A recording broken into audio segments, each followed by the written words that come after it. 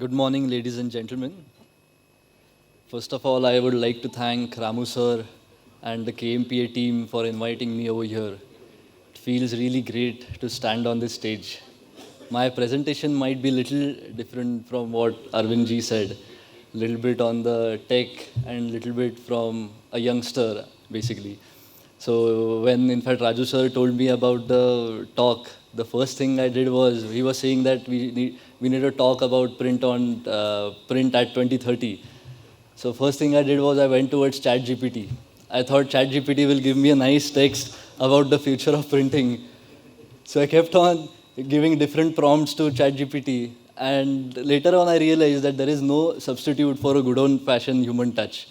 How much ever automated this entire process is, there is something about this human brain and human vision that cannot be replaced by any technology anytime soon. So I think here I am, not replaced by AI yet, trying to take you a little bit through my journey in the industry and how I look at print transitioning towards 2030. So, can we get the first slide, please?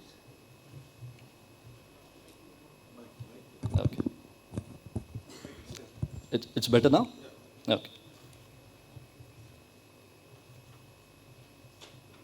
Yeah, perfect.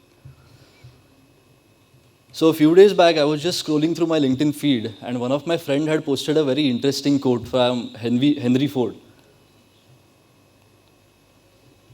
Mr. Ford once said, if he had asked people what they wanted, they would have wanted for a faster horse, because they had no idea about automobile. If we look over here, before COVID, maybe even we would have been those people who wanted our faster horse. In our case, it could have been printing CMYK faster on paper. So we were focused on a lot of speed, efficiency, and scaling up the existing processes that we knew and trusted. But this was within the limits of what we already knew. Pandemic was definitely a big hit and very harsh for some of the businesses. Especially, according to the report by Smithers, a lot of print involving establishments dropped by 11.9% in just 4 years, from 2018 to 2022. A few sections like commercial printing took the biggest hit. Now, catalogs and brochures were actually shifting to digital platforms. Newspaper ads were getting difficult to find. So these situations pushed the entire world to reimagine their approach. This meant that now we not only have to seek efficiency in what we knew, but innovate beyond it. It was about adapting to a rapidly digitizing world, embracing technology not just as a luxury, but a core part of our strategy. So given the situation, we were sailing in the same boat. Even we were having the same question. Is commercial printing fading away? So even we were thinking, is packaging going to be the future, or is label going to be the future, or we should shift to digital printing? So when I used to see what companies like Zomato and Fevicol were doing online, I could see how the entire marketing industry was changing. The pandemic and Digital India initiative forced this digitization process by multiple times. It has increased consumerism so much that people are now purchasing product not just for the utility, but the look and feel of it. A lot of businesses around the world have started making their packaging look much classier and much catchier. Whenever you order any product online, you buy the entire experience of unboxing the product, getting the feel of it. It's like unwrapping every personalized gift, and where every layer talks a bit more about the product. Sensing this shift, even we started with the packaging industry. But we didn't want it to enter directly into the mainstream monocarton industry. So we thought, rather than going into the monocarton industry, we started with luxury packaging. This was mainly because monocarton industry was like a big, stiff climb. High initial investments, a lot of competition from the established giants, and comparatively lower margins than commercial printing. So we leveraged our existing offset presses and added a little bit of binding setup to create these customized rigid boxes and other luxury packaging items. So when we started with this industry, we thought that this is divided into mainly two areas. So one group excelled into delivering high quality products in large volume primarily focused on top-bottom rigid boxes. And the second, other group was somewhat unorganized market where short runs were feasible, but timely delivery, consistent quality, and customer satisfaction was lacking. So we thought, rather than initially pursuing with higher volumes, we thought of adding value to the short run orders. And then we tried to get a better structural design for it. So we tried to build partnerships with our client. This approach was definitely slow to start with, but eventually we were able to carve a good space into the market with our healthier margins. A year back, we won the Print Week India Award for Packaging Converter of the Year for rigid boxes. Meanwhile, in our commercial print business, Akruti, we chose to produce high-end coffee table books, magazines, catalogs, and other luxury items, which are synonymous with luxury and top-tier quality. While working on such projects, I always had one question in mind: how to innovate further. So whenever I used to go out in restaurants, I used to really get fascinated with different kinds of lightings. A good lighting meant good mood. So I kept pondering on this idea, how I can create paper lamps that could actually change the complete look and feel or completely change the ambience. A few years back, we invested in an automatic sample maker machine to produce high-end prototypes. So we didn't want just this machine to make prototypes. We wanted to leverage it more than this. So during lockdown, we found ourselves having an ample of time. And that's where we were doing a lot of R&D and decided instead of just having commercial printing, we should also add our own product. So with the help of our sample maker machine and with our printing expertise, we produced these gorgeous looking paper lamps. So they are customizable. You can print your logos on it. So we called it Lumo. Let's have a look at this video.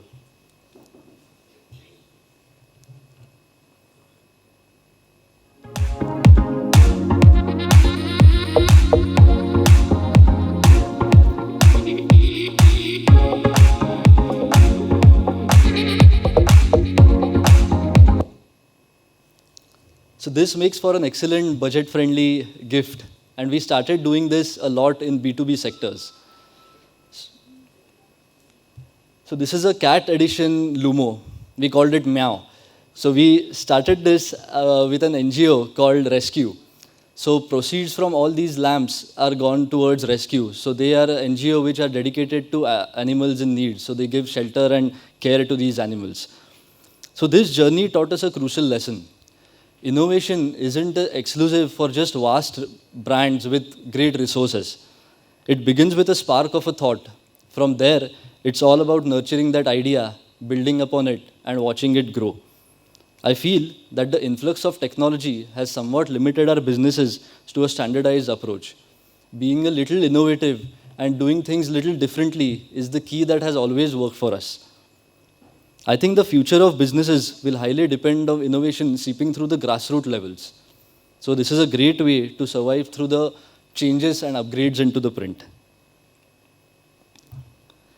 Just like the marketing industry, imagine the time when we also used to do offline marketing and meet customers physically. All offline stores and shopping malls have definitely taken a huge hit since the pandemic forced everyone to move towards online marketing. One day, I was just wondering how everything changed in the last 2-3 years. Like most of our parents who were actually it was difficult for them to work with tech and mobile phones, are now ordering groceries online. So when we think of buying something, our first instinct has changed from actually going to the marketplace to going to the online place. So if you want to order something, you can just Swiggy or Zomato it. You want to order something for your house, you can just Amazon it. Plus the websites or the apps have now become like the main image of the brand. So we try to gauge reality and try to gauge the actual experience and product quality of the brand through websites. So this isn't just our shopping behavior. I think this is precisely what our customers are doing with us. So no wonder all these physical meetings are getting very difficult and very challenging, because the digital space is where our customers are, and I think that is where we need to meet them. Having an online presence is like investing in an SIP. You constantly need to keep investing in it to see better returns in future. So I think if you invest in online marketing, maybe 2030 might be a little easier to attract new customers. Even we are trying to boost our online channels through Google and through SEOs, making different ads and writing blogs and everything. So almost 80% of our clients this current financial year found us through online, through either Instagram, Google, Facebook, and eventually through our website. We tried making these LED boxes just to make like a great way to attract new customers. So this is a box where we have installed LED under the logo. So as you open the box, the logo will glow. So this gives a nice unboxing experience to it. So this is a big question that I wanted to address. So I was once having a conversation with my friend, talking about the daily grind and struggles in the industry, how labor intensive our industry is, and sometimes labor management becomes a big task for us. So, but when we look abroad, certain standards and technology can definitely bring relief, especially while acquiring new machineries. So nowadays, it's a lot easier with a lot of suppliers coming in with better machines. And this accessibility might tempt us to think that outdoing our competition is simply to have better or more machines. But is buying the latest machine is always the answer. In some cases, for small to medium-sized businesses, collaborating or maybe outsourcing some things could be a great way to test the waters before getting burdened with heavy assets. You can see how others are performing with the machines, and then maybe you can invest to see a great value in that machine. There was a time when even I had a strong belief that doing everything in-house was the only way to keep our secrets safe. But with pandemic, a lot of things changed. We started outsourcing, and we found out with the right partners concerned about confidentiality, quality was completely manageable. The fear that client might react negatively if they knew where we are getting the job done was completely unfound. In most of the cases, I think our client don't mind where we are getting the job done from, till the time it meets their standard. On the other hand, going forward, getting skilled labor will be a challenge at a higher cost. Just look at Western countries. People over there don't want to do labor-oriented jobs. And same is happening with India. The youth definitely doesn't want to do all these labor kind of job. So I feel we should focus on creating products that are worthy enough to pay that price and try to shift towards automation in our factories. I'll share you a quick story of how we did this order. So this was a packaging assignment that we did for merchandising products of FIFA Qatar World Cup that happened recently. And by the way, even this assignment we got through social media, so no personal connection. We never met the client physically. So we obviously had to sign an NDA, and given the assignment was of this league, definitely quality standards had to be really stringent. So this was a simple assignment of a corrugated carton with a window patching on top. So we don't do corrugation in-house. And looking at the order volume, it was pretty high. So we thought of outsourcing the entire order. Plus, with every step of outsourcing, we thought we would give our clients the best service and uninterrupted coordination. So this order had a lot of multiple SKUs. So what we did was we tried to label every carton with those SKUs. We mailed the exact Google file which had all the proper SKUs marked over there. And this always made me think how the client obviously looked at the assignment submitted, but were even more happier with the ease of doing business with us. And I think that is what makes our client really happy. A lot of people can give good quality, but I think giving a good service is equally important. I think at the end, it all comes down to adding value for our customers. If what we deliver has value, we will be always valuable to our customers. Making the delivery process seamless and easy makes our client really happy. New machines are a great way to make our job easier, but sometimes we need to question ourselves. Are these machines actually adding value to what our clients are demanding? So while I was working on this talk, I was just thinking how I would love to see new presses or small businesses can come up in 2030. So with the changing trends and consumer behaviors, owning a one-stop shop for all might get very difficult, and especially in 2030, it will be even more difficult. I think it will be great to see a network or specialized unit where everyone is focusing into its one niche.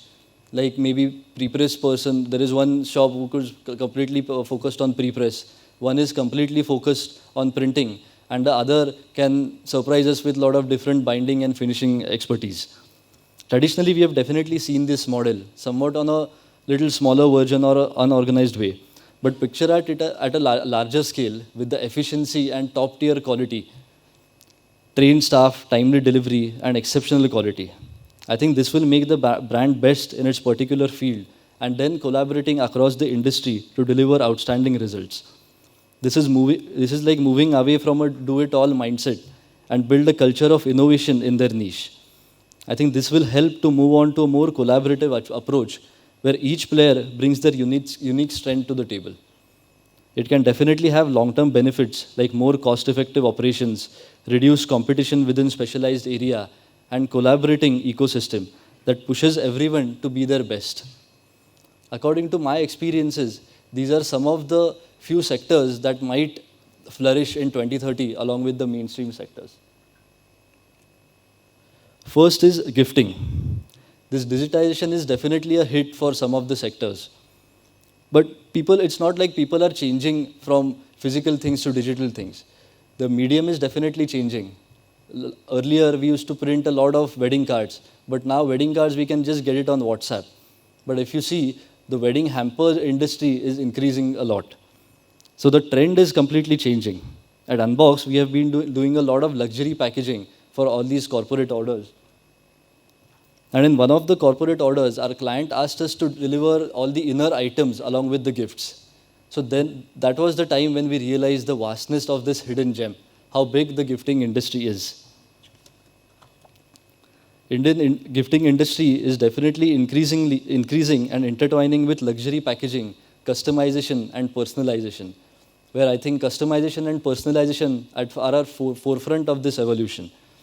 The integration of augmented reality in packaging, for example, offers an interactive experience, transforming a simple gift box into a storytelling medium. Such innovations not only enhance the aesthetic appeal, but also add an emotional layer to the entire experience. The use of QR code and other interactive elements in print packaging is also gaining traction, allowing gift givers to add a digital dimension to it. Maybe it could be a photo album or just a simple video. Can we have a look at the other video?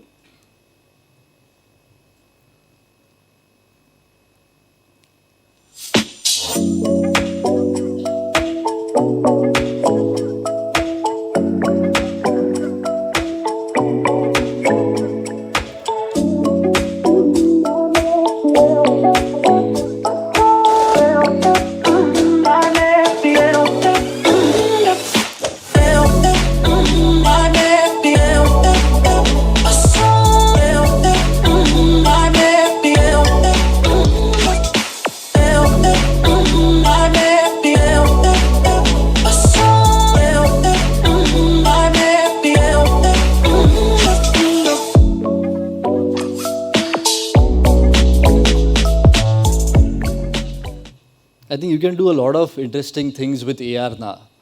This is just a simple video, but of course with better designing, you can achieve much better marketing with AR. Second, I think, is the sustainable packaging. India is looking at a surge and demand in the eco-friendly and sustainable sectors. There are few clothing brands who have started attaching labels which have handmade paper and seeds infused in them. A lot of dairy manufacturers have started making handmade paper diaries. Conscious consumers are increasing, and they will keep on doing so. So this shift is not only a response to environmental concerns, but also a reflection to the evolving customer needs.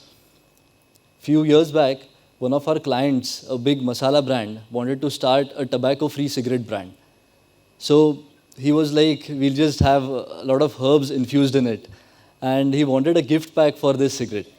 So he wanted to make that gift pack look very sustainable since it had no tobacco and all these herbs involved in it. These are the actual herbs that go into the cigarette. So we thought it would be great to make a paper out of these kind of herbs. So we developed this paper using the actual herbs that go into the cigarette with Pune Handmade Institute using recycled cloth. And we tried to add little bit of flower petals in it just to make it look little attractive. So, thanks.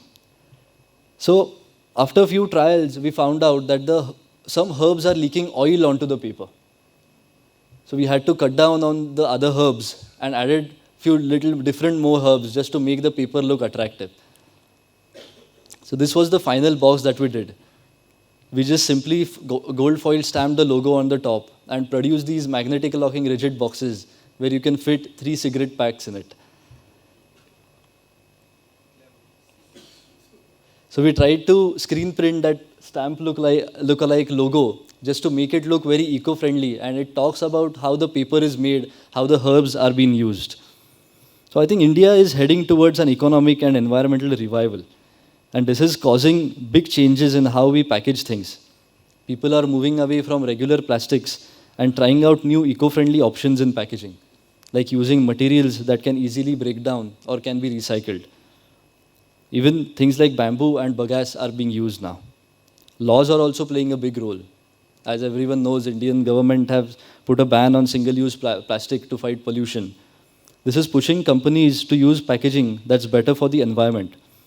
If the industry keeps up with what people want and what the rules say, it will not only change how we do business, but will also help India grow in a more sustainable and a more eco-friendly way. Another area that caught my attention was printed electronics. The use of electronics in our daily lives has tremendously increased. And I think there is no near end to it. I think this is the technology that can actually bring digital media and paper together to form a mass product at a very low cost. Printed sensors can be integrated into wearable devices, smart packaging, or even medical diagnostic tools. These sensors could monitor a range of variables like temperature, pressure, or humidity, and can be used in smart clothing to monitor vital signs, in smart homes for energy management, or in smart packaging to track the conditions of the perishable items while shipping. The future of printed electronics is just amazing. I think as a kid, I used to think how everything will be smart by 2020 or 2030. Even the clothes would be smart, high-tech cars all around, robots all around. I think the 2030 is actually going to be like that, where even the clothes are going to be smart. Can we have a look at this video? So, what if all of this could fit in this? Then we could make cars much flashier, packages much smarter, and make facades generate power. Seems like fiction, right? Well, actually, this is called printed electronics. And it's real. You can come to see it in Munich.